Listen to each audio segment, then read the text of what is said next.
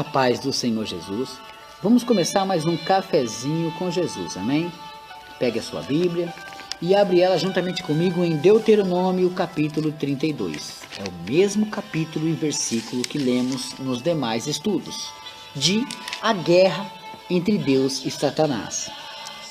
Deuteronômio 32, 39 está escrito assim: veja agora que eu sou, e mais nenhum Deus comigo. Eu mato e faço viver, eu firo e saro, e ninguém há que escape da minha mão. Quem está falando essa palavra é o próprio Deus, deixando claro quem é Ele e o poder que Ele possui. Mas, nós vamos ver agora, quando Satanás começa a criar os seus adoradores e Deus começa a criar os seus adoradores, já que eles estão em guerras, né?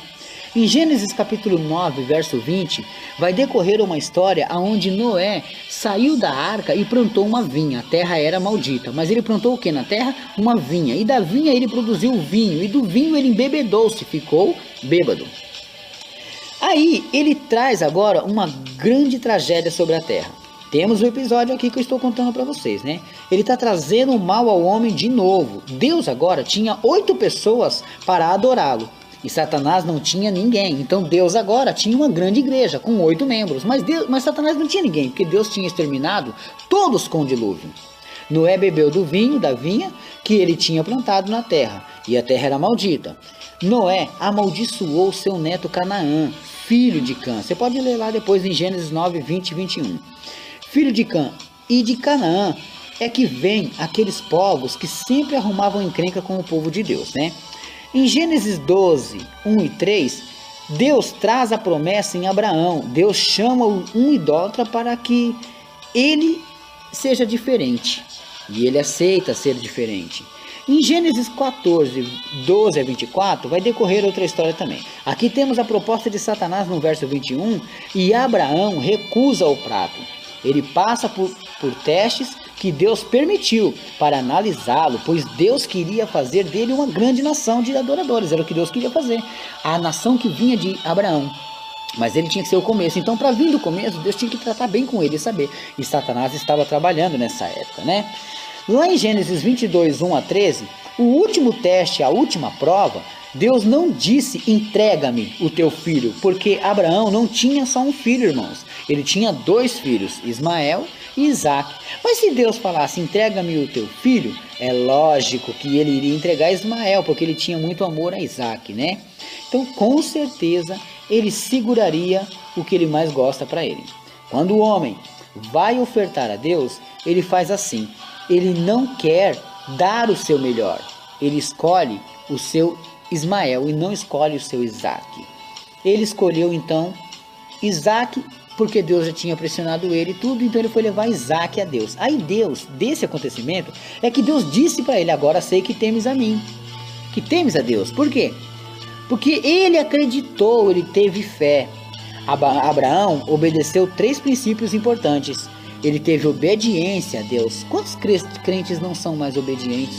Quantos cristãos não obedecem mais o seu pastor, a sua igreja? Então, Abraão foi obediente. O segundo princípio, ele adorou a Deus, né? Muitas pessoas vão a Deus, mas para pedir, mas não adoram a Deus. E ele teve fé no sobrenatural, fé naquilo que não dá para ver, irmãos. Mas ele teve fé, ele acreditou. Foi assim que aconteceu com Abraão.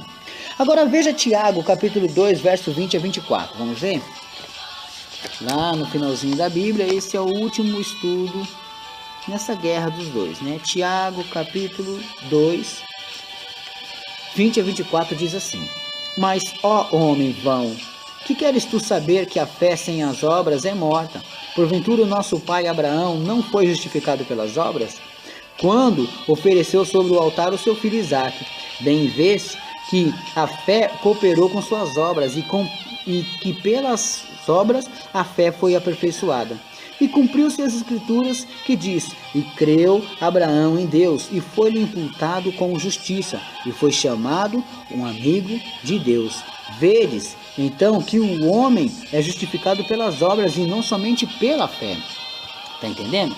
Então, meus amados, com isso aprendemos que não adianta só ter a fé, temos que ter as obras também. Foi o que aconteceu ali, né? Até então, os adoradores de Deus estavam vindo da geração de Abraão, que dele veio Isaque e de Isaque veio Jacó, que não fez certo, como o avô e seu pai. Jacó enganou e foi enganado. Enganou seu pai, enganou o seu próprio sogro, mentiu seu nome, foi caçado pelo irmão, até fazer concerto com Deus.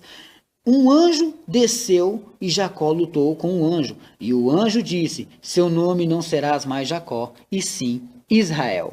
Agora o nome dele é trocado. Foi daí que nasceu a nação de Israel.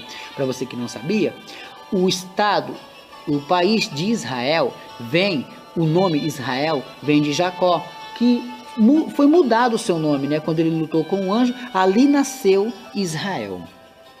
De lá para cá, veio 12 tribos, e entre elas estavam a tribo de Judá, de onde veio Jesus, que ensinou, curou, libertou e foi condenado à morte. Bom, ele tinha que morrer para que houvesse vida para nós, e com seu sangue derramado no madeiro, caiu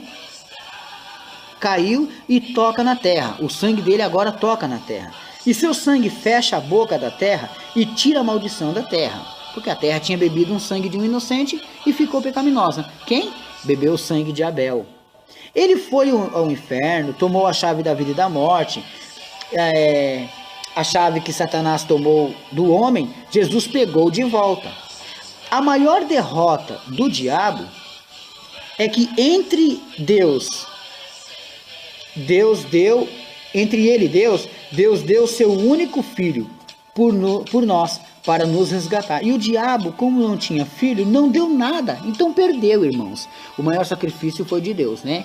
No último minuto, qual que era o sacrifício que ele tinha que ser feito? Cada um tinha que dar o seu melhor. Satanás não tinha o seu melhor. Deus deu Jesus. Jesus então morre e traz a salvação sobre nós. Talvez você nunca pensou no sacrifício, né? Essa guerra entre Deus e Satanás não trouxe ela em muita coisa aconteceu, mas não daria, irmãos, a gente ficaria muito tempo falando dessa história. Mas Satanás, ele prejudicou muito, sabe por quê? Ele enganou Abraão, ele tentou enganar muitos homens de Deus, ele fez com que Davi tropeçasse, ele fez homens buscarem a vida de Davi para matar. Irmãos, muita coisa aconteceu, Satanás atrapalhando, Satanás matava um e outro. Veja que Deus tinha um homem justo na terra chamado Nabote, e Satanás fez com que ali o rei Acabe viesse querer tomar a vinha dele, mas aí o rei Acabe não conseguiu. Então Jezabel interferiu no assunto, vendo que o marido era um monlenga, ela vai e manda matar Nabote e pega a vinha dele e dá ao seu marido. Veja que os homens de Deus eram mortos. Lembra quando Elias aparecia na cidade? Acabe dizia assim: lá vem o perturbador de Israel, porque eles não gostavam do homem de Deus e da mulher de Deus, né? Então aconteceu isso, que eles queriam eliminar, irmãos, toda raça que fossem adoradores a Deus, mas não conseguiram, porque o maior sacrifício era Jesus. Jesus deu a vida por muitos e muitos agraciados por ele. Ele agora multiplicou. Antes ele era um, agora ele está em todos.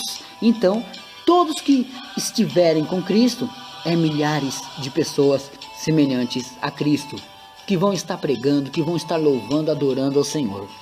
Por fim, eu quero que você leia comigo Isaías 53, 3, 4 e 5. Vamos lá? Isaías 53. Vamos lá, é um profeta maior. Isaías 53. Estou procurando aqui também. Versículo 3, 4 e 5 está escrito assim. Está falando de Jesus Cristo, tá? Para você saber de quem esse versículo está falando, estão falando de Jesus Cristo. Era desprezado e o mais indigno entre os homens, homem de dores e experimentado nos trabalhos, e como um de quem os homens escondiam o rosto. Era desprezado e não fizemos dele caso algum. Verdadeiramente, ele tomou sobre si as nossas enfermidades e as nossas dores, levou sobre si e nós reputamos por aflito, ferido de Deus e oprimido. Mas ele foi ferido pelas nossas transgressões e moído pelas nossas iniquidades. O castigo que nos traz a paz estava sobre ele, e pelas suas pisaduras fomos sarados. Amém? Deus abençoe a todos e fiquem todos na paz do Senhor Jesus.